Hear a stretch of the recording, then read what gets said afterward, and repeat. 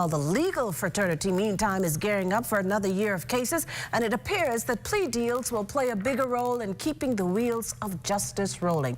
The Attorney General this morning giving some insight into how it is employed, while the Chief Justice says a first is on the way for the country.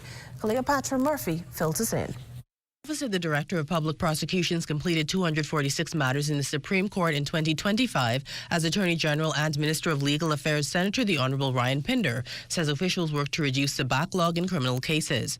The AG cited those figures as the judiciary marked the opening of the legal year at Margaritaville Wednesday, noting those matters include serious offenses from murder to armed robbery to sexual offenses, and in some of those convictions, acquittals and controversial plea agreements that he says are a key tool in the prosecutorial arsenal factored in. We made a strategic decision that in order to be able to facilitate the backlog in the courts, that we had a responsibility as the DPP and the government as well.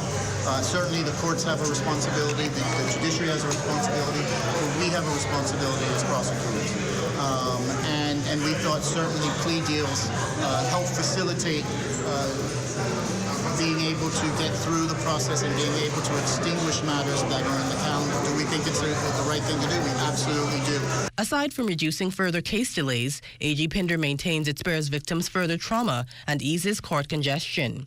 Still, he says plea deals are not given in every case. You have to judge the actual matter that you're undertaking, the quality of the evidence, what it looks like with respect to a prosecution, and make that evaluation. And in that evaluation, it might be better to plea that out and still get a conviction, but for lesser time than what the original charge might have been, than to not get anything at all. Chief Justice Sir Ian Winder, also addressing the legal fraternity, shared the country's first sentencing guidelines have been released to the bar for consultation.